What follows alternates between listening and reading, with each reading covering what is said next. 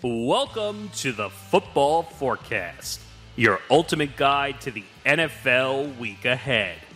Get ready as we dive deep into the biggest matchups, analyze key player performances, and break down the strategies that could make or break your favorite team's chances. Whether you're looking to dominate your fantasy league, make smart picks and bets, or simply stay ahead of the game, we've got you covered with insights and predictions. So buckle up, football fans. It's time to get your game face on for another action-packed week in the NFL. While only one team can hoist the trophy at the end, it all starts with the forecast.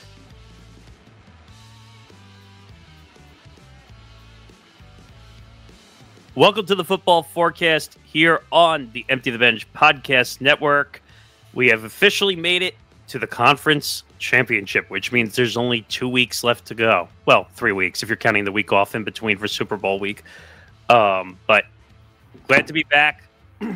Before we get into all of it, make sure you follow us on social media at TFB Forecast ETB on Twitter, Instagram, and I guess I could say TikTok now because it came back. After a 15-hour hiatus. Back, but not for Ben. Well, if you delete the app.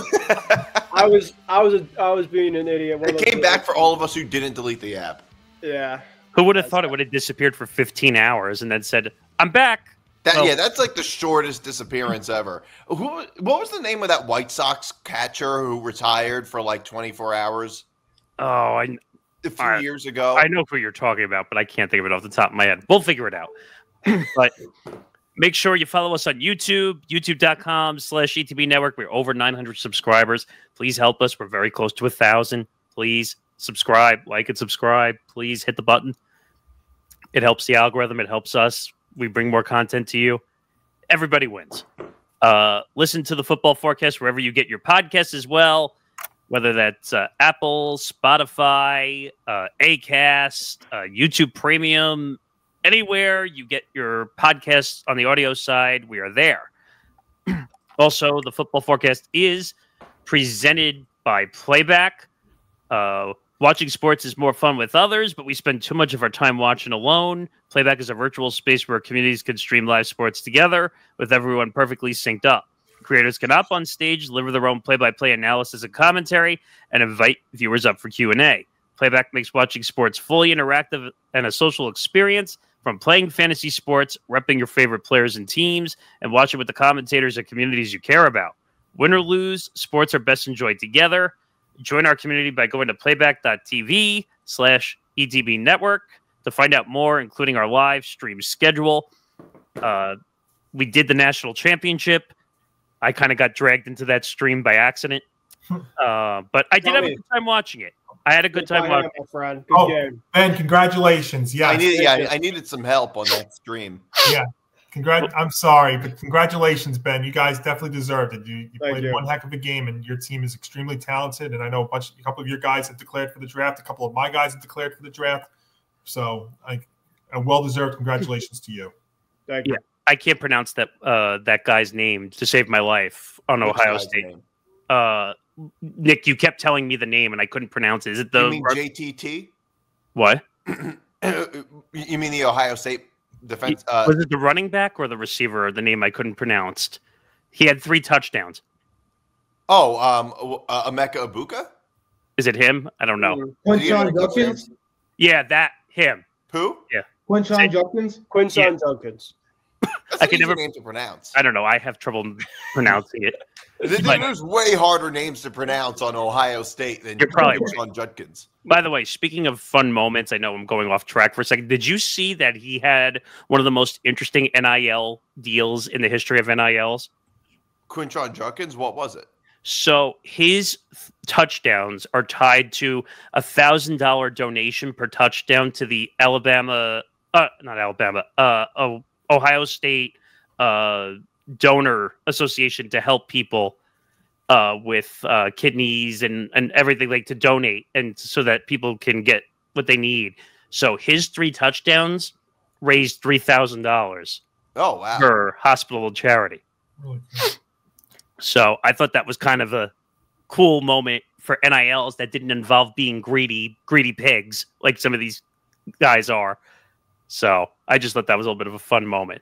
All right, let's get into the conference championship week. We are down to the final 4 teams. We had an interesting week from last week. Some underdogs winning. Some of us had great weeks. Some of us not so good. Just looking back at the record's sake, let's see. How did we all do? So I went 3-0-1. Zan went 1-2-1. Grant 2-2-0. Nick 2-2-0. Ben 1-3-0. Anthony 2-2-0. So it was an interesting week, and now we will move on to some interesting matchups. So you ready to go? Yeah. Yeah, absolutely. You know what I call this now, Nick, this time, right, as we enter Sunday? Four teams, 3 games, 2 conference champions, 1 Super Bowl. That's what's left. It's true. And, this is going to be an epic Sunday. So you all ready to rock and roll? Let's go. Let's go. All right. Well, Nick Morganson, if you've been following on Twitter at @NMorganson Radio, you know that he has been on fire so far throughout the NFL postseason, and let's see if he can continue it here. And I'll go to you as we start at the NFC Championship game at 3 p.m. Eastern on Fox with Kevin Burkhardt, Tom Brady, Aaron Andrews, and Tom Rinaldi. It is Jaden Daniels and the Washington Commanders taking on Jalen Hurts and the Philadelphia Eagles, and it's the Eagles, a 6-point favorite with the total at 47.5.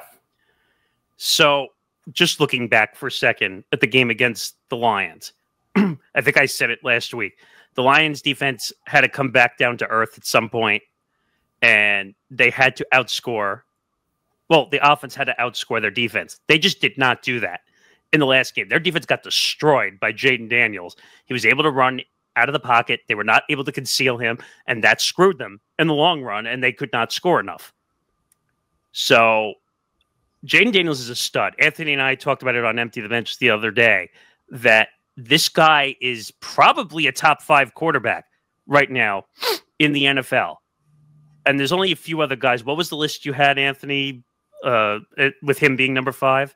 Essentially? Well, obviously you got the main 4 with Allen, Mahomes, Burrow, and Lamar. And then I was saying you can make an argument that Jaden's number 5.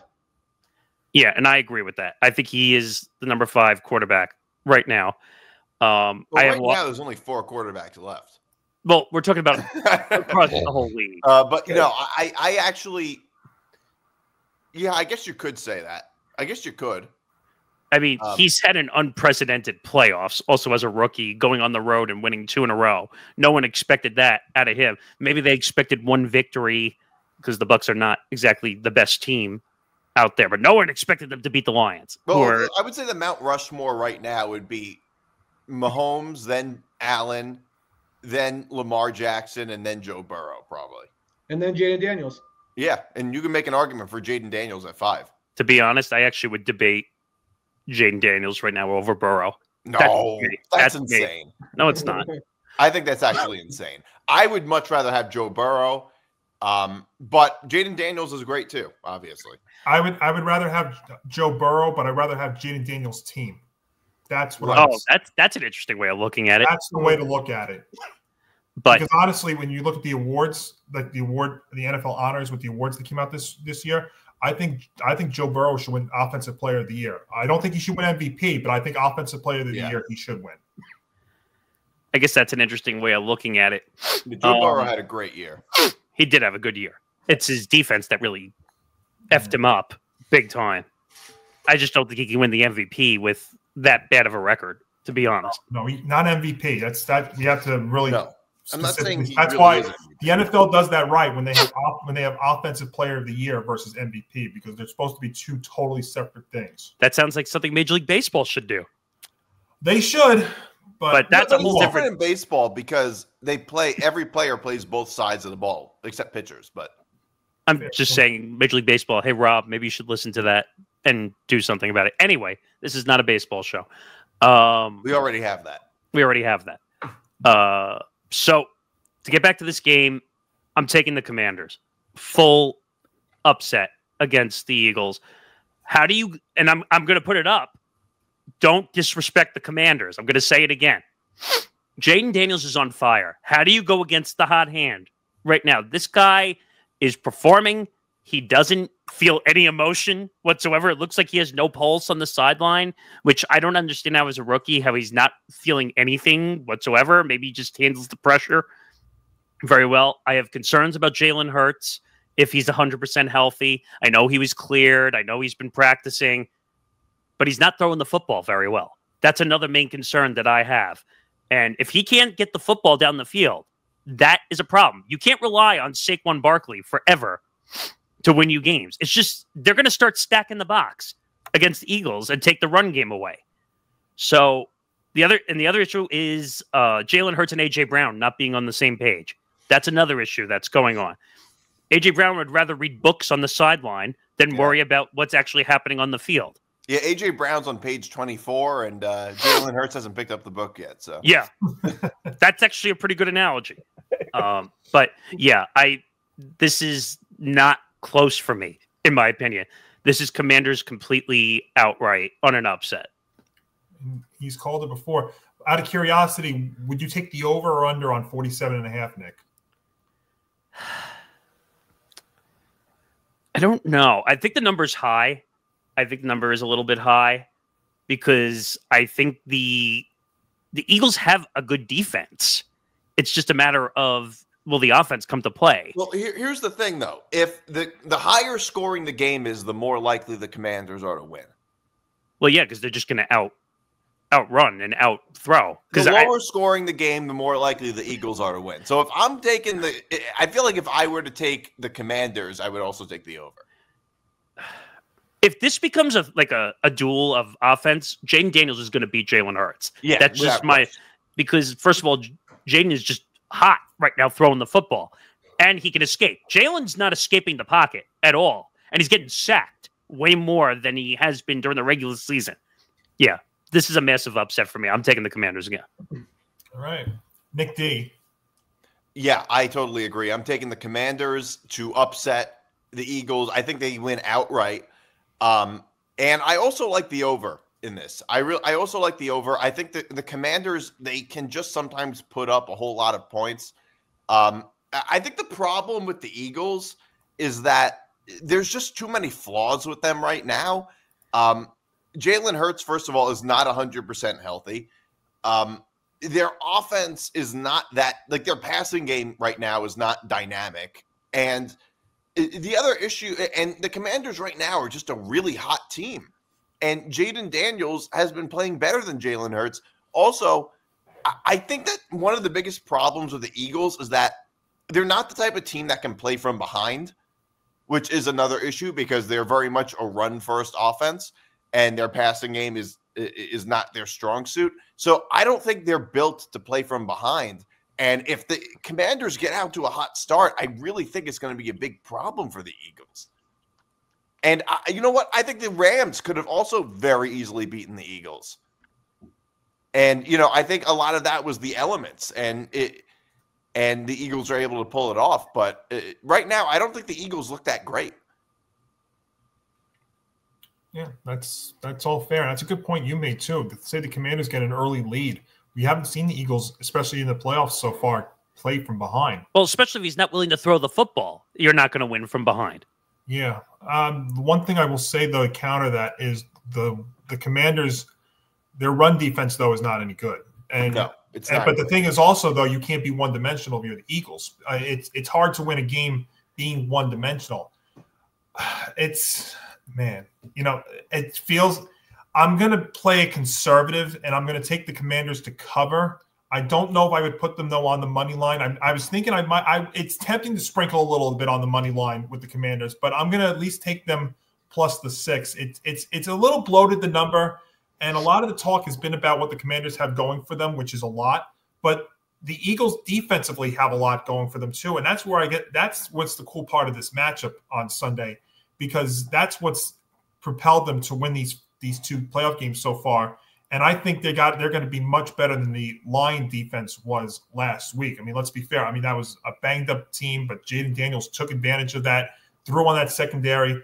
But Jalen Carter came off a career effort last week, and I think that's the guy to watch here if you're Washington's offensive line. And remember, their right guard is out. He suffered a torn ACL last week. Now, I go back to the last matchup there, which was really the game that propelled the Commanders to where they are now. They won that one and have taken off ever since. I mean, obviously, as a Giants fan, I'll say this Commanders teams remind me a lot of the two most recent Giants Super Bowl winning teams, because they got hot in the second half and late in the season and propelled that into the playoffs and propelled that obviously into 2 Super Bowl wins. I don't know if I'm ready to say the Commanders are going there just yet, but it's reminding me a bit of it.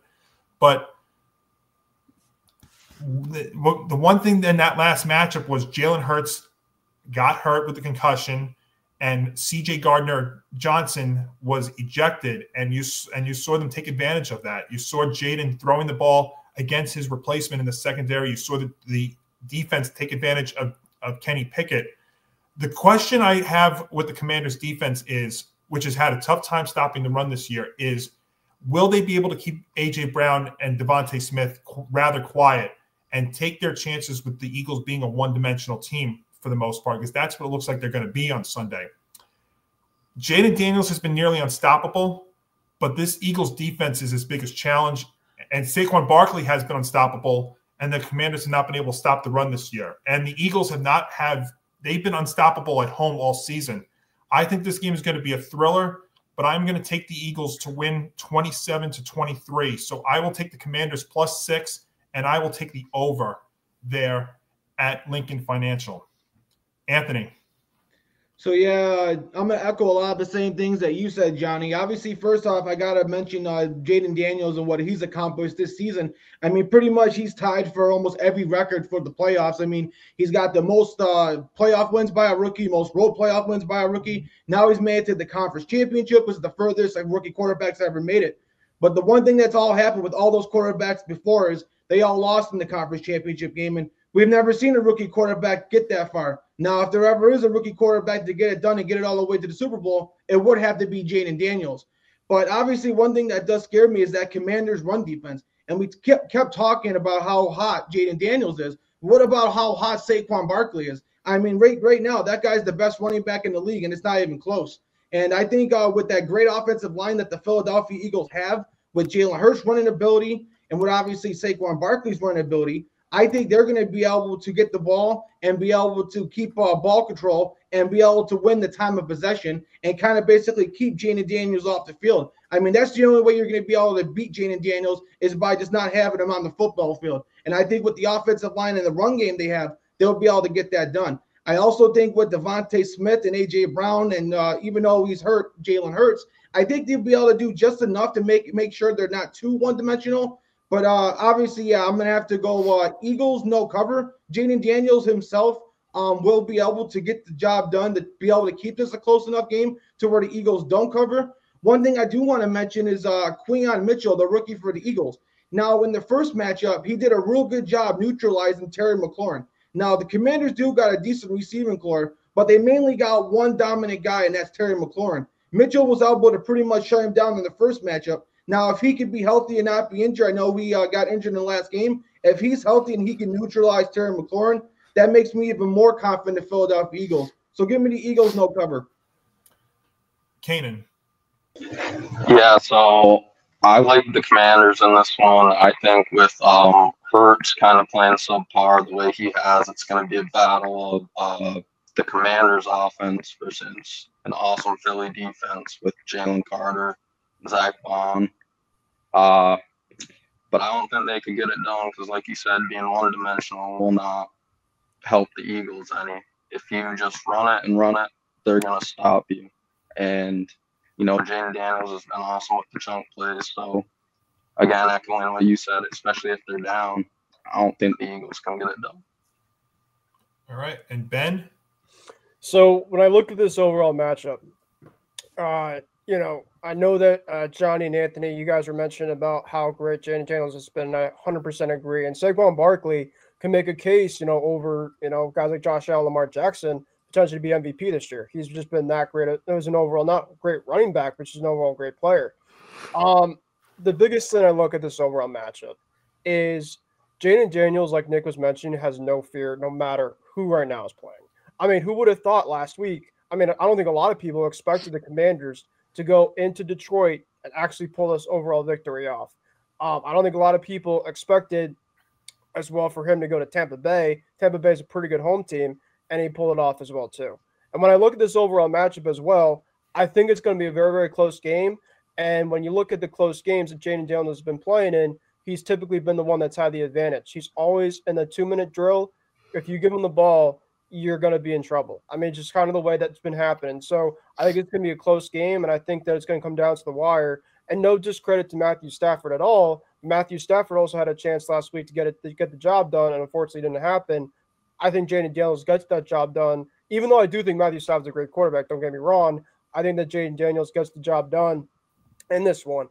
And I kind of have to slightly disagree when it comes to Anthony's point in terms of the Commanders only have really one key weapon. I know Terry McLaurin's obviously their best overall weapon, but you've seen the other guys around throughout the playoffs as well too. I mean, De'Ami Brown has been really, really good. Austin Eckler, Zach Ertz, of course, has been great for Jaden Daniels as well too. Brian Robinson. What's that? Brian Robinson Jr. Yeah, he played really good last week. So I think that they're obviously it's an offense specifically where you can't just rely on Terry McLaurin. I think that Jaden Daniels has done a great enough job where he's been kind of been spreading the ball around to different guys, even though that Terry McLaurin's really their main guy. So I will say that I think the Eagles are going to play tough, but I do really worry about Jalen Hurts in terms of his overall offense, in terms of throwing the football right now. I really have not been impressed with the way that he's been throwing it. And he's taking a couple of key sacks, including the sack that he had last week against the Rams, which was very, it's like, why? Like, what are you doing, man? So I think it's going to be Commanders here. And if we did have a lock of the week, this would be actually not only an upset, but also my lock of the week. I think this is going to be within a 10-point swing. I think I could see it being 31-21 in favor of the Commanders. Another thing, too, I also like about the Commanders is the familiarity now. They've already faced them twice, and they get the chance to do it once again. So I think that they have no fear doing it, and I have the Commanders win outright. And if there's a lock, this would be my lock. All right. So we're technically all taking the Commanders +6, but we do have – which is what matters. The plus. Right. But we do have 3 of our guys taking the Commanders fully, so they are going to put them on the money line here in this epic one.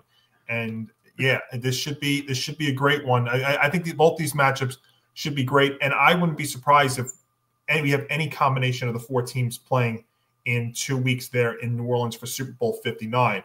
All right, now to the AFC Championship. And Anthony, it is in fact a Jim Nantz, Tony Romo, Tracy Wolfson, Evan Washburn, Jay Feely special on CBS as we have the Buffalo Bills and Josh Allen taking on Patrick Mahomes and the Kansas City Chiefs for the 4th time in the postseason. And the Chiefs, a 2.5-point favorite with a total at 48.5.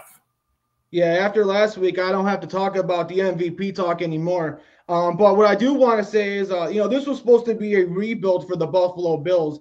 And, the fact that they've made the AFC Championship game after losing 3 straight years in the divisional round, when you lost Stephon Diggs and everybody said coming into the season it was a rebuild year, either they were projected to either miss the playoffs, or even if they were projected to make the playoffs, no one expected them to get out of the first or second round. So win or lose, I'm not going to consider this as a disappointment. I won't even be upset. I think the Bills have definitely overachieved, and I think Josh Allen and the rest of that team has done what they could. But in fact, when it comes to this matchup, people keep saying every time these teams play is, can Josh Allen beat Pat Mahomes? Can Josh Allen finally get past the Chiefs? I really don't think that's the question we need to be asking, because Josh Allen always comes to play and always does his part in these games.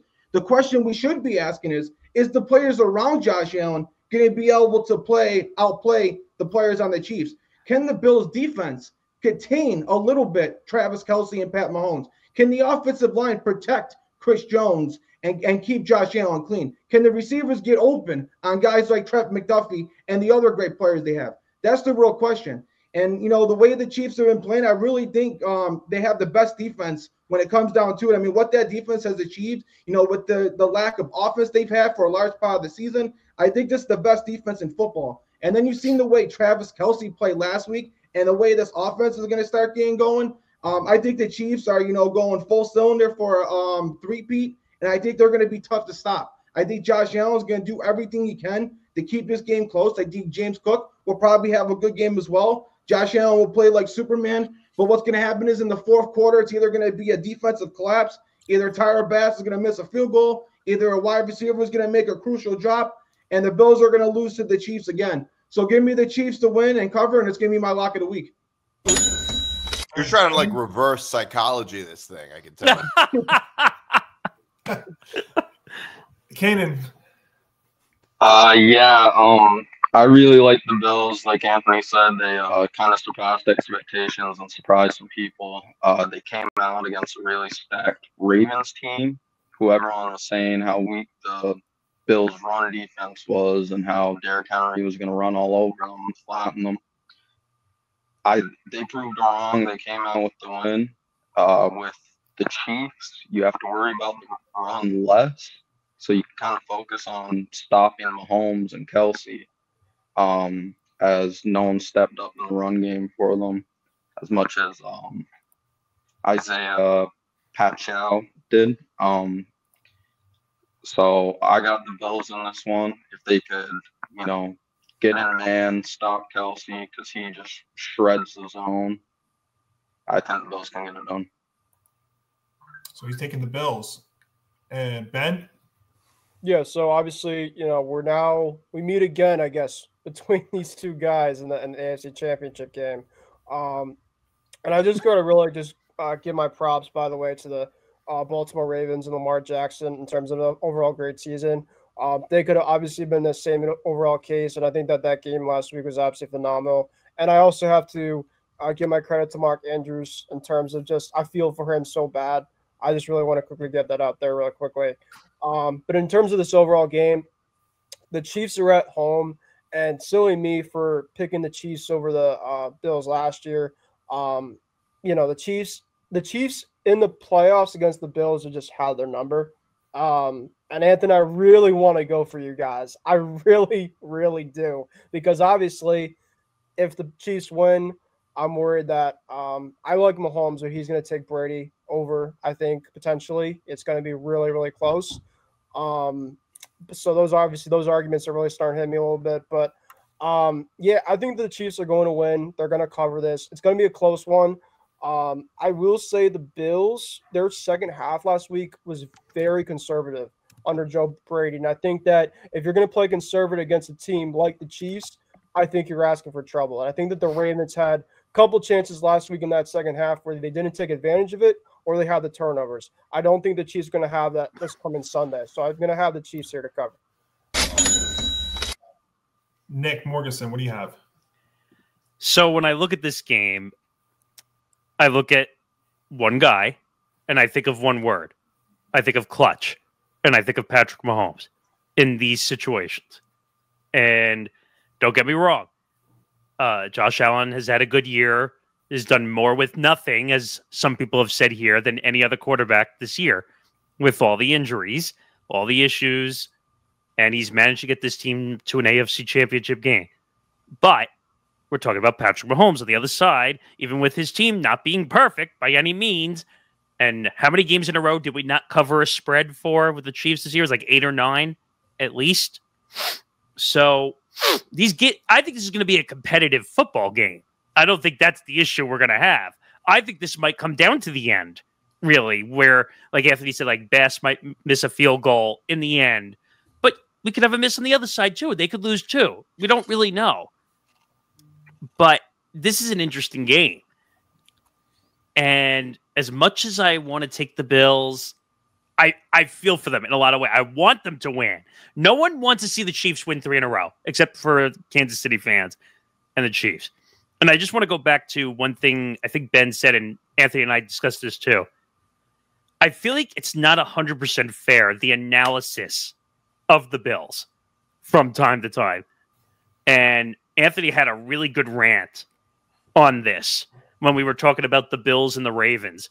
How there's a little bit of, I don't know if you want to call it bias towards certain quarterbacks. Because when people were looking at the Lamar versus Josh Allen matchup last year, Lamar got all the excuses made for him. For Josh Allen, Not the same excuses were not made. Oh, it's his fault, blah, blah, blah. And it's not fair. And there's a certain guy who's doing it out there, and Anthony made a really good rant on about it. It was Ryan Clark. Not surprised. Who I think is a hacky ESPN NFL analyst to begin with. And in my honest opinion, they should take him off ESPN because he leans towards certain players all the time. So I don't believe half the stuff that comes out of his mouth. But I think we have to look at this matchup and say, even if the Bills lose, it's not going to be because of anything Josh Allen did.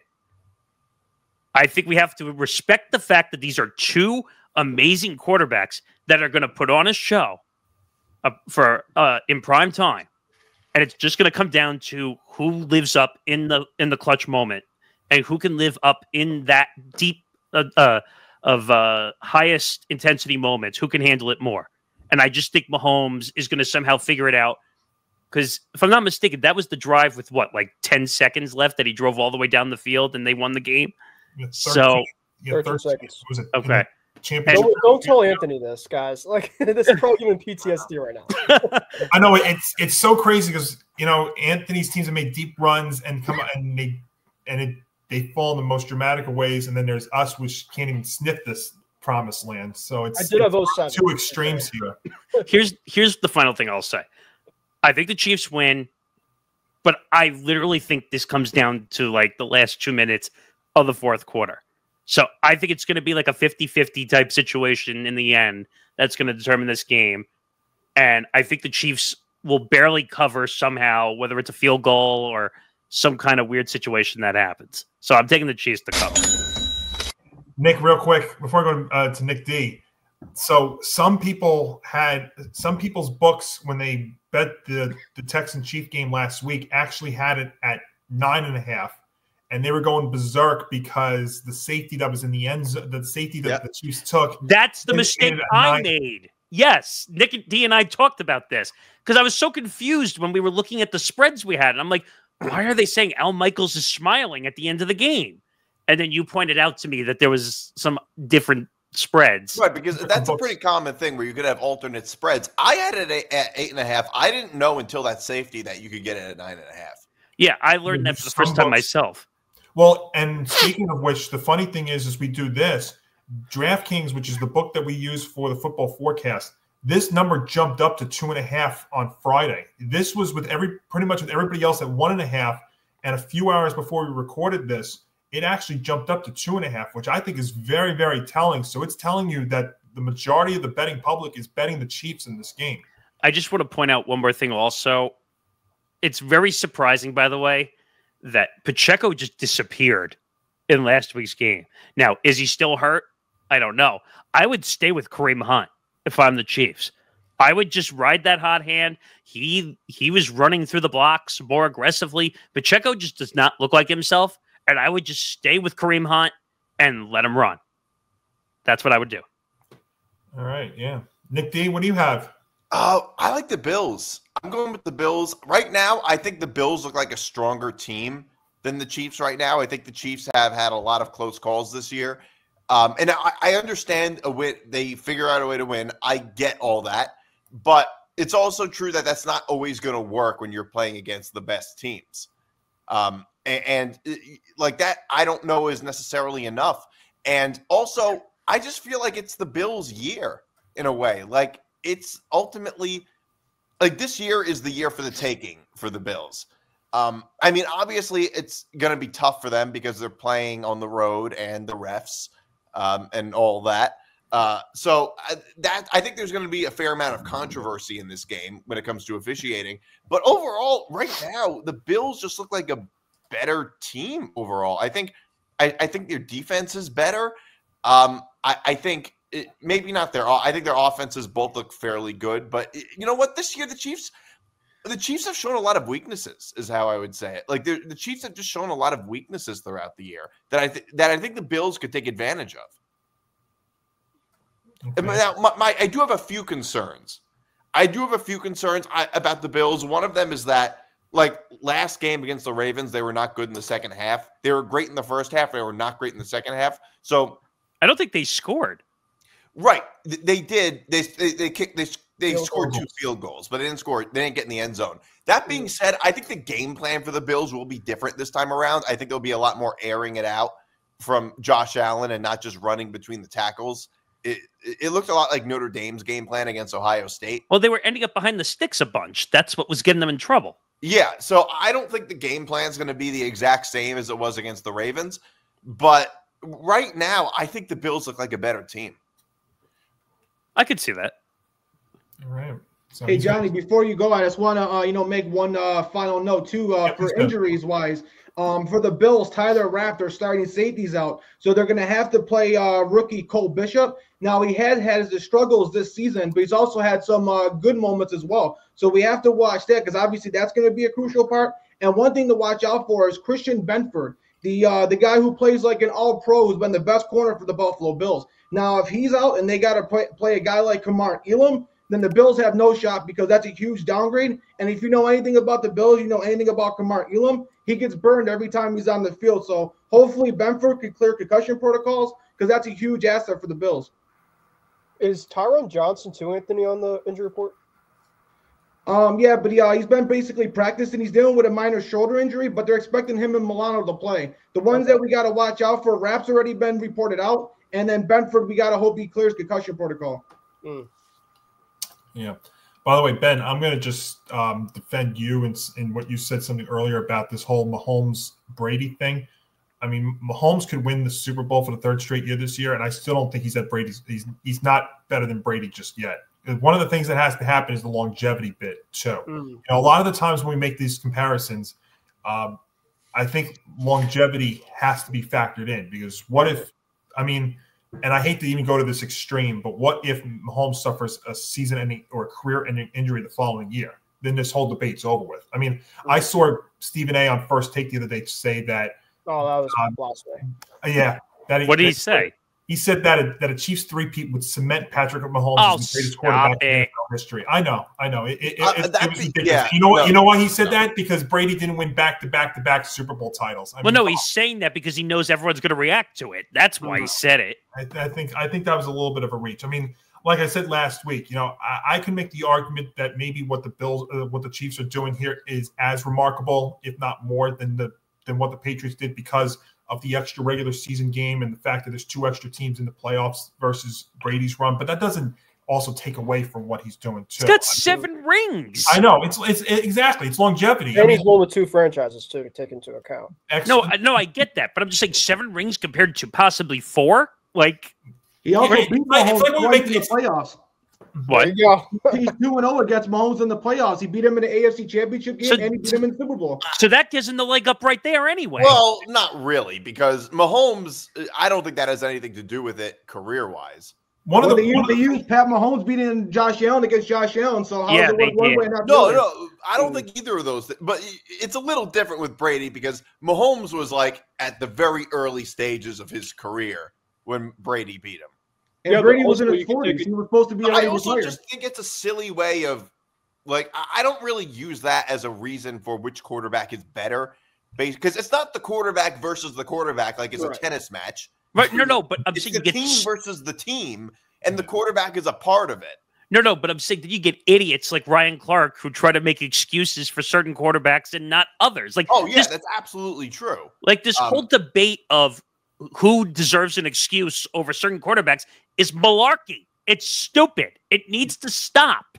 You know what also the problem is, though? When you have a full week in between this and you have to get 10 to 20 different people's perspectives on it, you're going to get stuff like this. That's why, honestly, after Sunday, I almost take like a 2-week vacation from the team from watching the sports shows because there's only so much of the Super Bowl stuff that I can take. They got to fill time, right? And honestly, and I'll say this, obviously, as somebody who's had multiple Super Bowl runs in the 21st century, and Ben will say this too, if your team's in the game, it's a totally different feeling than watching it from the outside against 2 other teams making it. Because you know what's going to happen if the Chiefs get in. If the Chiefs get in to the Super Bowl again this year, then you know what we're going to be talking about, or part of what's going to be talked about. And I know everybody's minds are going to go crazy. And by the way, I love seeing everybody overreact and go berserk over something that's showed for 30 seconds out of a 3-hour broadcast. It makes me smile and makes me laugh. Yeah. We haven't seen her very much, though, in the second half of the year, though. They don't really mention it.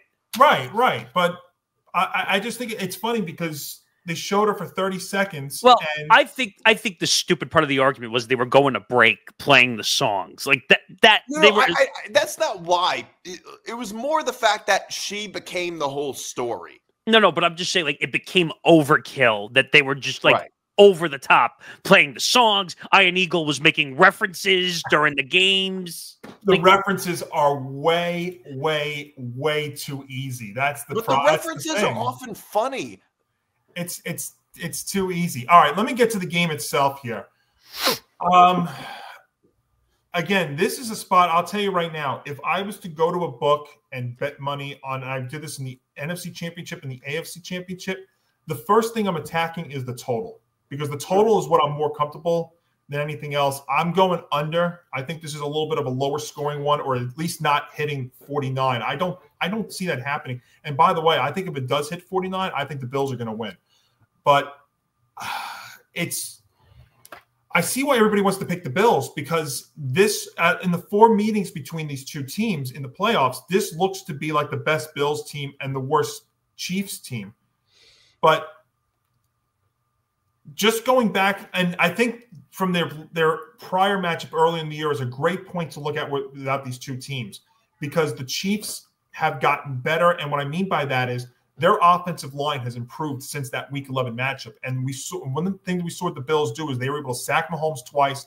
They got 2 turnovers, and the Bills do have the best turnover margin, the turnover differential of any team this year.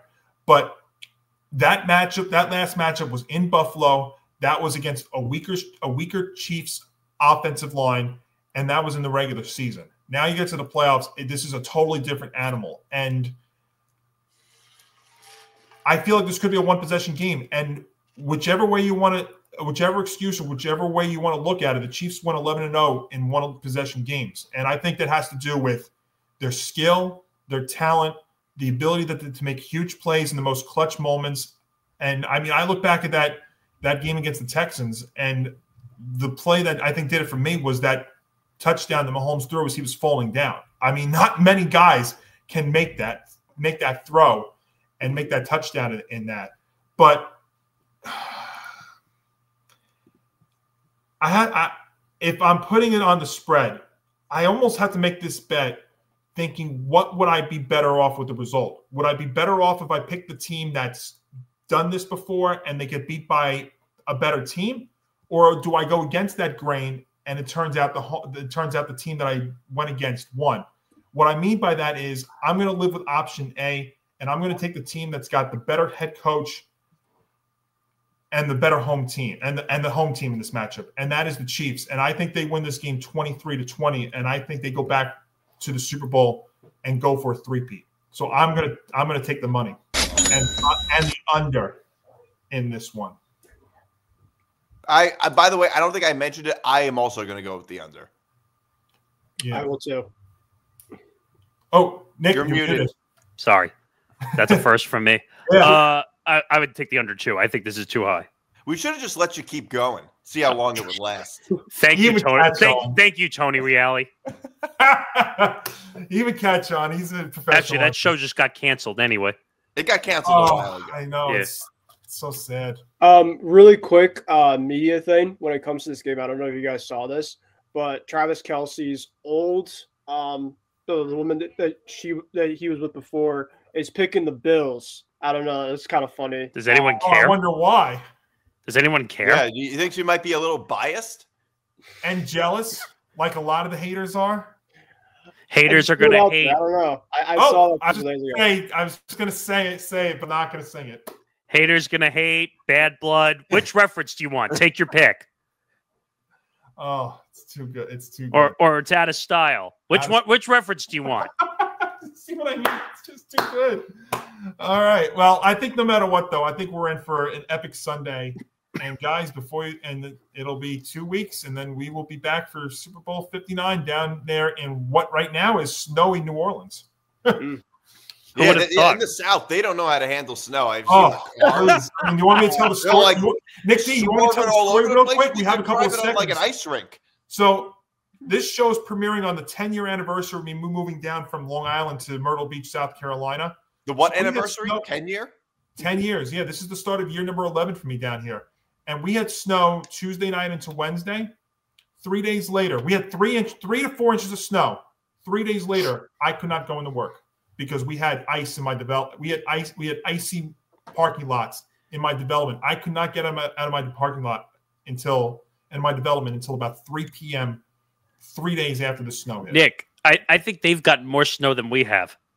Yeah. Well, I like it when there's snow in the South because it's kind of when there's snow in the South, it's kind of like when there's earthquakes up here, which, by the way, there was one today. There was one in Jersey, wasn't there? We don't know how to handle the earthquakes. No, we don't. Say, at least on Wednesday, though, I was able to go to the beach, and seeing snow on the beach was pretty special. That's probably interesting, actually. It was. If you see my photos at Montalbano NY on Twitter, Twitter, what I'll tell you.